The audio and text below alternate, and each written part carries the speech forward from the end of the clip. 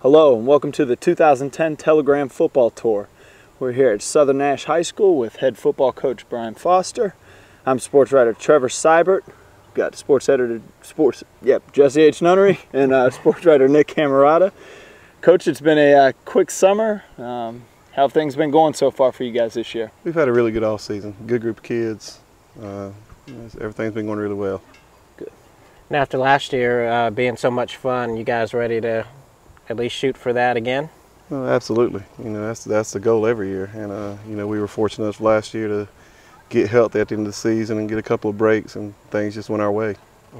This year, do you feel like more people would be, I guess, seeing Southern Nash on the schedule and realizing, you know, what kind of program you've been trying to build, and realize that that's a team that? I think people that's played us consistently, you know what we do, you know, and know what we're about, and you know, I think they respect what we do here. I mean, I think we've done, you know, some good things. Our kids play hard, they play right.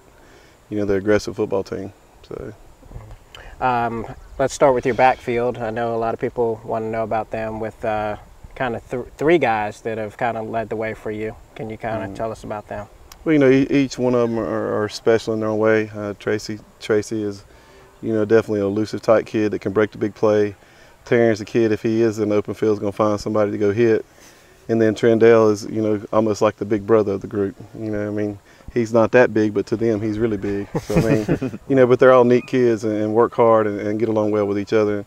You know, what we do, you have to be so unselfish. And, you know, I think each of them care about each other, and which helps tremendously, you know, especially with what we do. And, you know, they know they're not with the ball 30 times a game or anything like that. So.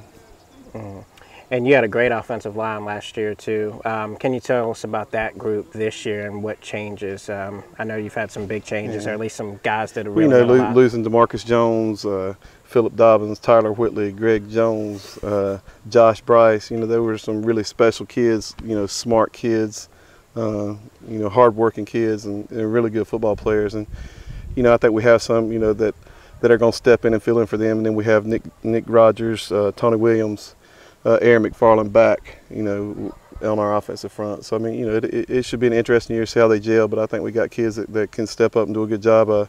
Have Matt Jones stepping in at center. Played a lot of defense tackle for us last year. He'll be our center. Matthew Boswell started every game for us on JV last year at tackle. He'll fill in for Tony at tackle. And then at the guard, we have Travis Ray, who I think will have a good year. And, you know, tight end, you know, we're going to use multiple kids. We'll have Jacob Jones, Reggie Huff, Javon Dye, Aaron McFarland, DeAndre Ellis. So we'll try to use 4 or 5 different tight ends. And last year, just if people didn't see the way that you guys traveled on the road, you had to travel all throughout the playoffs, and you guys were one big family, like you are on the coaching staff, and, you know, the people who like to come back and see you play ball. Can you kind of talk about just maybe how the program feels right now after a year like that and coming together? You know, when I took the job, you know, I sort of knew what the program had been, and you know, what I thought maybe would help us go to the next level. And, you know, I thought one of the things was getting kids back that had played here, you know, and right now we have Brian Batchelor, Brian Rice, Jordan Bass, Ricky Howard, and Chris Wilder. All of them played for me, and now they're back coaching with me. You know, great guys, great football coaches, and you know, my kids are going to go through here, so I'm looking forward to them playing for them. So, I mean, you know, and then the community was just great last year. You know, I think they've been waiting for something good to happen with our football program, because I think a lot of people that keep up with us know we do the right thing, and you know, whether we win or lose, we're going to stand for something and hopefully change a kid's life. And you know, it was neat last year to see us start winning those games and get on that little roll and get the community behind us, and hopefully it'll be the same way this year, because that was tremendous. Talking about the defensive side, you said you lost 7 starters from last year. How's that unit shaping up to start the year?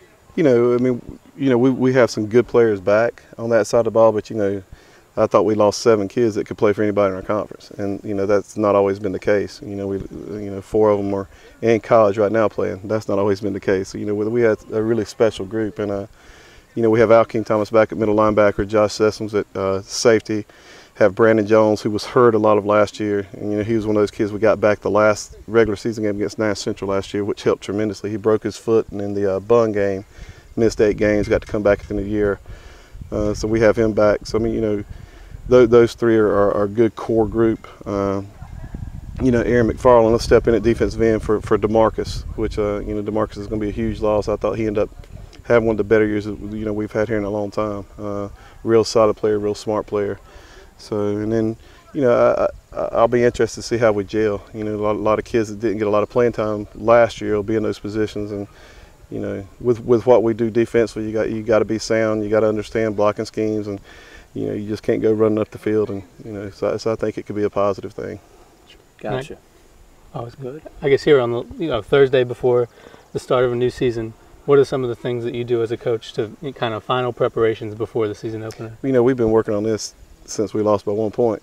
So and then you get that far, and you think of so many what ifs, and you want to make sure you don't have those what ifs the next year. Whether that means we'll make it to the Eastern Final or not this year, I have no idea. But these kids have really, really worked hard and put a lot into it, and I think they're ready to play, and we'll just see. But it's like I tell people every year, we play some really good people. We finished third in our conference last year, so our conference will be I think even better this year.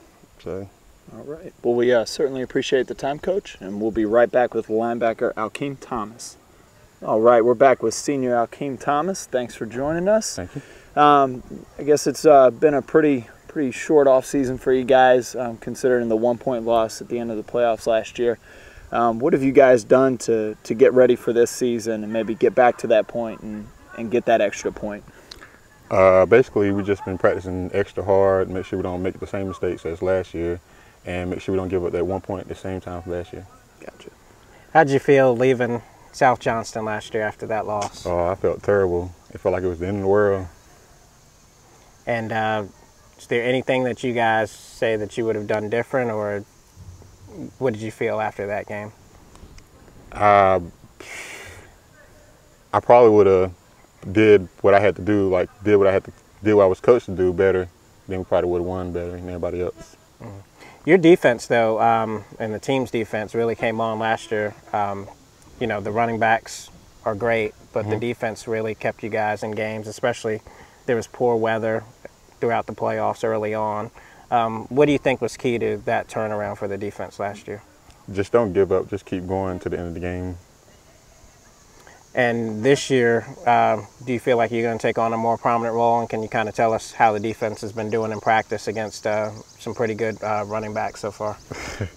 We're just been saying, don't lay down. Just keep going to the end of the game, and just know what's the reward at the end for us.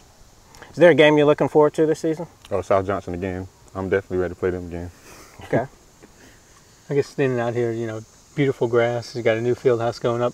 What's it like as a player to come every day and be in facilities like this that are so nice? I feel like it's the best thing. This is probably the best school you can ever go to, especially you have Coach Foster. It's probably the best coach you ever find. Sure. And I guess, what's the mood in the clubhouse just, one day before you guys are set to open the season here?